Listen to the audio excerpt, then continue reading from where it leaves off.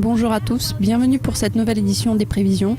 Aujourd'hui, je reçois Alexei Pogorelov, associé en recherche économique des marchés émergents chez le Crédit Suisse, pour parler de l'avenir de la paire dollar-rouble.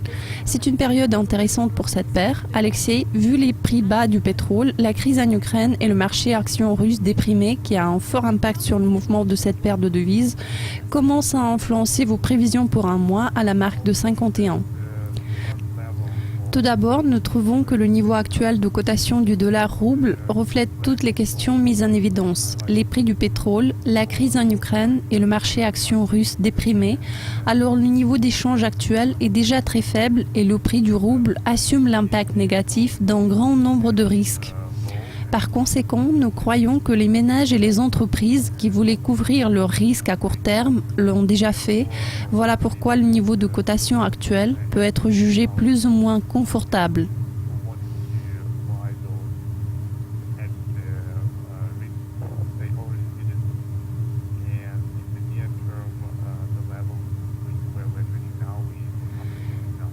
D'ici 3 mois, vous avez prévu le niveau de 60 sur le dollar-rouble en raison de la baisse des prix du pétrole. Pourriez-vous nous en parler plus en détail ? Ce qui est bien pour le marché d'échange en ce moment, mais pas nécessairement pour les perspectives à court terme, c'est qu'une nouvelle baisse des prix du pétrole mettrait tous les actifs russes sous pression, principalement en raison des données relatives aux flux financiers.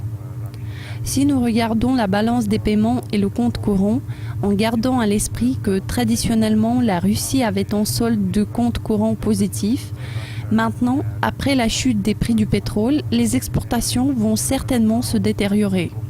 Une baisse de $10 le baril sur le pétrole coûterait environ 1,5% du PIB en termes des recettes d'exportation. L'impact sur les recettes d'exportation est le plus évident ici. L'effet se fera ensuite ressentir sur les importations qui vont prendre un peu plus de temps pour s'adapter à cette réalité.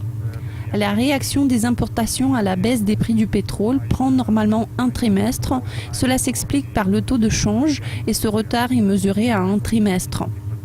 Le troisième effet d'entraînement provient du ralentissement de l'activité économique et l'impact de ce ralentissement sur la croissance des importations sera visible avec un décalage beaucoup plus important, c'est-à-dire de plus d'un trimestre. Nous allons observer cette tendance tout au long de l'année prochaine. Nous nous attendons à l'affaiblissement du rouble au premier trimestre suite au ralentissement des exportations qui sera beaucoup plus important que la contraction des importations. Pour le reste de l'année, nous nous attendons à une tendance opposée, c'est-à-dire les prix du pétrole devraient se stabiliser, tandis que les importations vont s'effondrer.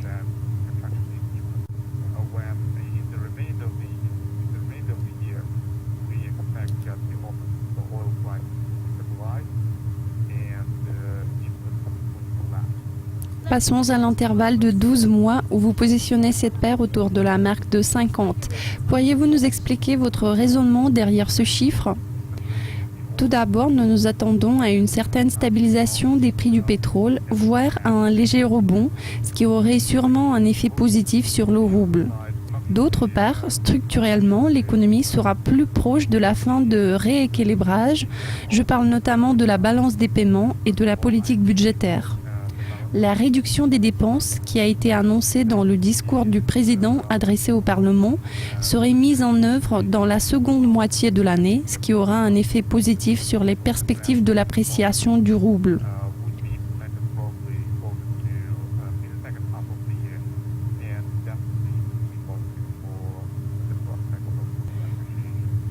Vous avez suivi Alexei Pogorelov qui vient de nous expliquer les perspectives du dollar-rouble. C'est tout pour le moment. Rendez-vous vendredi pour un nouvel aperçu portant sur une autre paire de devises. Au revoir.